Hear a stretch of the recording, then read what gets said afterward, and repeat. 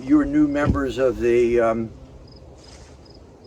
Canopy Liberating SWAT team, and our focus today is going to be on one invasive, though we have a choice of a dozen as we walk down this corridor that could distract us easily and deserve to be excluded. But Roger is pulling up now, and he is my assistant. And he is the chairman of the stewardship committee. So he is equally proud of all of you. Okay, here's the entrance. The pastoral scene at Hamlin Preserve, the cows grazing as though it were 1850, the pre-invasive era, except it's 2010, the invasive era. And the canopies of these trees have sort of a strange shape, enveloped in a curtain of an introduced species, Oriental or Asiatic bittersweet. At Mary Moore, these trees in the fall would look like this. And indeed, here's a snag tree that has no crown anymore. It's just a masked tree. Okay, let's see. I should probably be doing this to you like this. This makes more sense. All right, here, and then I'll pass this to Roger, is your iconic state champion chinkapin oak at Mary Moore in the condition we found it in 2015. Thank you. Perfect. All right. A 200-year-old tree, 48 inches in diameter, on the verge of death due to bittersweet vines that might have been 30 years old. So think of that ratio. Here we have the liberated tree, and Roger and Christian Allen at the base. All right, big difference. Liberated canopy, the tree has a future. Next. That interior space, we developed a map concept to identify the champion and a management zone.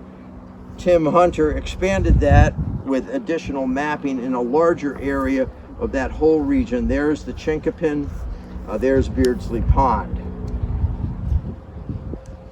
That is a work in progress. May I? What are the colored areas? Tim has differentiated 6 types of invasive plants, saved trees, and designated areas of invasive management, which are zones where you're likely to do a particular project.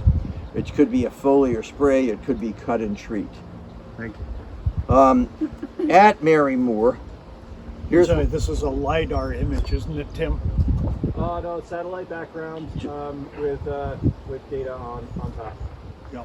With Tim's GIS skills, we're into the 21st century now with this sort of mapping to help doing all the planning for what should we do when, what are the priorities. That's a good point, the technology. So hey, we can walk down this corridor and become overwhelmed by the layers of invasive plants. When we start looking at the landscape and see those satellite images, we can start to differentiate zones of priority. Today, with Martin and Edmund, we identified priority trees. So we're starting small. As we did at Mary Moore, we started with the priority tree, the chinkapin oak, and then we work out from there.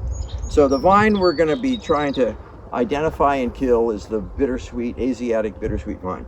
It goes in a clockwise spiraling motion up the tree, and by the time it gets to the canopy of what is a black birch, it'll start to envelop and compete the foliage and outcompete the foliage. Here, at another. Here's an example of spiraling. Yeah, there we go. Spiraling. It's spiraling around itself. Good example. To support. Yeah, so Hold it there's. in front of the camera here, so we get a good shot of this. Notice we have Up a one little. core with 4 vines enveloping it and strangling it and weakening the main stem, which will then, with heavy wind or snow load or rain, will more easily snap it. So that's the snagging effect. And in addition, you can see you got more vertical growth that's non-native than the native. Okay, and here's and you know, 30 years later, it looks like this. This is around a shagbark at another Sharon Land Trust preserve. And here's a roadside example at Salisbury School, where beech pine tree became a snag tree. Across the street, here's an example in the Scoville Sanctuary of the Salisbury Park Commission. Bark identification, smooth in its early form as we looked at, then becoming coarse and a light gray, and increasing in size now to, we could count the annual rings here. This is probably a 20-year vine. Early detection and rapid response will come to. We are also going to encounter grapevines. Grapevines are native, are wildlife friendly. Hey, wild grapes, the birds eat them. And the vine is 1/10 as aggressive as bittersweet. So if we have a chance to allow these to remain, we do.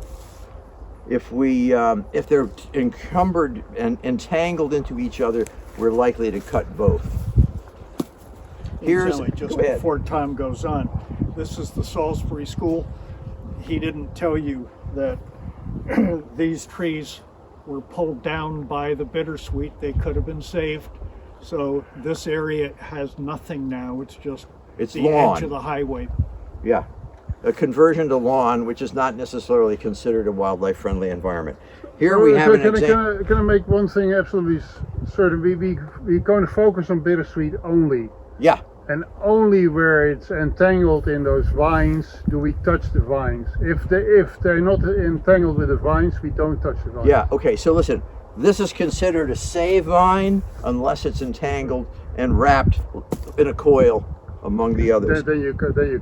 Yeah. Here's an example of Kent Land Trust at South Kent Fields having severed all the vines. When we go in there, our strategy is sever them at chest height. Then, so you know they're cut, then you drop down to ground level and recut them, which is where the person with the buckthorn blaster will come in and treat. And we'll explain that a little more. So that's a good example of a hedgerow, you know, like what we're facing here, that has been cut and treated and preserved as a hedgerow of standing trees. Here's the edge of a pine forest with plenty of sunlight facing Route 7 out here, and will become something like this, which is up on Route 7. Again, conifers left to succumb. And barely any crown left here. At present, there's barely one standing. So that's the outcome. Part of the second environmental awakening. The first one occurred in 1970 with the first Earth Day, half a century ago. Quite honestly, this was not on our agenda back then, nor in 1990 at the 20th anniversary. We only really, by the late 90s, really identified invasives as the second only to development, the cause for the reduction of biodiversity of plants in the landscape. So it's a serious matter. Here we see the example in Mary Moore, Roger standing next to a collapsed tree taken down by bittersweet. Before the tree collapsed, the upper canopy in October, November, December had persistent red seeds that looked like this. So if we walk down here late in the fall, the bittersweet will be evident by its seed load. And that will be distributed by birds. Every berry, the red, has 3 seeds in it. So this is just a massive onslaught. And the birds distribute this stuff around and leave fertilizer with it. Well, that's why you see the bittersweet coming up right near a tree. The birds have been up above, and there is the reason for the pattern that we see. So our technique, once we drop down to ground level, is that the person carrying the buckthorn blaster with the concentrate of glyphosate, this is not Roundup, this is glyphosate, the active ingredient, there it is. And Brooke is showing you a bottle of that filled up with an indicator dye blue. So if we didn't cut the vine at the base, several years later, that one vine becomes 5. This is true of all woody invasives. The autumn olive becomes 3, become 14. The buckthorn, 1 becomes 12, etc. Resprouting occurs because we haven't killed the root. So our goals today are threefold. We're going to sever the vine and prevent the maturation of the fruit in the canopy, A. B, we're going to cut low, we're going to kill the root so we don't have rejuvenation of the plant. And those tools will range from a simple lopper and then the stamp moistener, let's call it, the application of the concentrate of glyphosate, highly targeted, and killing only the root. No unintended consequences, no by spray. Very, very judicious use. Here's an example of a 9-inch vine at the Salisbury Park that we cut about 8 years ago. How many years would you guess? And its age, when we counted the annual rings, brought it back to 1945, 75 years old. Okay? So, time frame. Here, we're kind of in this middle to high zone. Had we showed up here in 1990, shortly after this property was acquired, and started thinking strategically about plant vegetation management, we would have been down here. Early recognition, introduction, lower abundance, control costs and time much lower. Now we're up here. In some cases, when we look across the field, we see the envelopment of the edge of plants on the south side of the field. There we are at or near the biological potential of the plant. Scary stuff, believe me. That's going to require control costs that are probably beyond this team. Okay, we're using glyphosate according to the methods and handbook of the Nature Conservancy, and they describe it as a non-selective systemic herbicide. Inhibits the synthesis of aromatic amino acids necessary for protein formation in susceptible plants. It's an herbicide, it's not an insecticide. We're applying it to the target plant only. It prevents it from, the chemical has a property called adsorption. It attaches itself to organic matter in the soil so it doesn't migrate if there were a spill, and the microbes biodegrade it. Half-life of glyphosate ranges from several weeks to years, but averages 2 months. So we will have none of that because we are not going to get it on the soil. By itself is relatively low toxicity to birds, mammals, and fish. And at least one formulation sold as rodeo, the stuff we use, is registered for aquatic use. So you can see this is a little different and should not cause us to jump to the conclusion that glyphosate is killing us all and therefore we have to take action. The action we're taking is we're using it judiciously, and the benefits of the treatment far exceed any risk of exposure. Yeah, I just want to take a moment on that because there's been such publicity about glyphosate. Well, Roundup is what's in the newspapers, the multi-billion-dollar legal actions. We don't use Roundup because Tom just touched on a second ago, the surfactants and other chemicals other than glyphosate in rodeo represent, we believe, a much greater threat. Yeah, so that's called the surfactant means the wetting agent, the detergent, the sticker, the thing that is used and necessary for foliar application. We're not doing foliar application, so we're not using a as surfactant. When he says foliar, spraying. Yeah, okay. why expose all of you to sprays? We don't need to do that. We got the buckthorn blaster. We're hitting only the target that we want to hit. So the chances with glyphosate breaking down in the soil, that's how we manage the risks to all of you and the risks to the environment and ecodiversity. So that's really particularly useful when working with volunteers. However, there are times in invasive management when foliar spray is entirely appropriate, absolutely safe, and highly targeted. And we've demonstrated that in the very town of Sheffield in our knotweed demonstration project just next to the Cornwall Covered Bridge.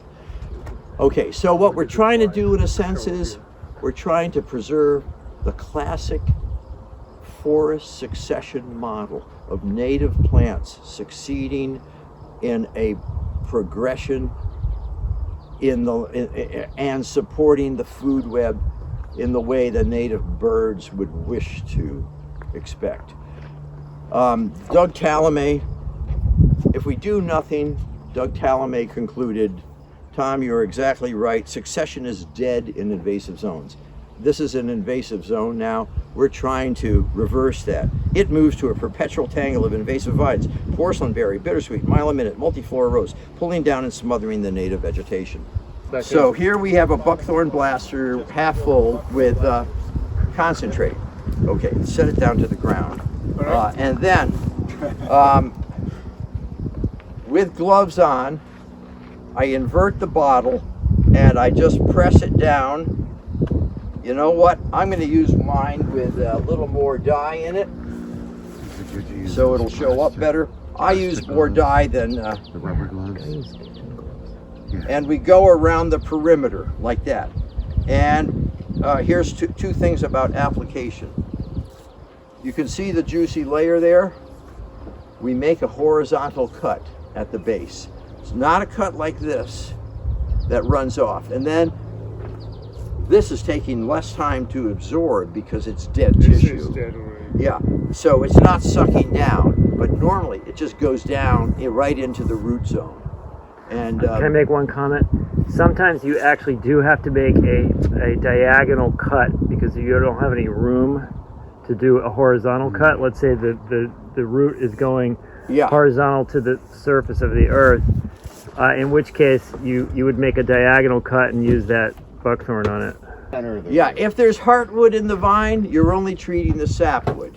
And it's a more mature vine that shows heartwood. But basically, you're going in there, and an electric chainsaw is definitely preferable for ear protection. You're cutting at this level. Then you're working your way down, and you may be quite crowded in here, and then you're trying to work down at this level. So you're trying to make a cut like that. Protect your chain, don't get it in the dirt, don't dull your blade. 10 inches. The softness of the vine wood should make an easy cut. A lopper like the one you're holding is going to be very effective with a lot of mechanical advantage in it. So if you can do it with a lopper, that's advantageous. But there are vines in there that we just saw that are up to 4 inches in diameter. That's definitely a chainsaw cut. You may need a lopper to access a little entryway into there.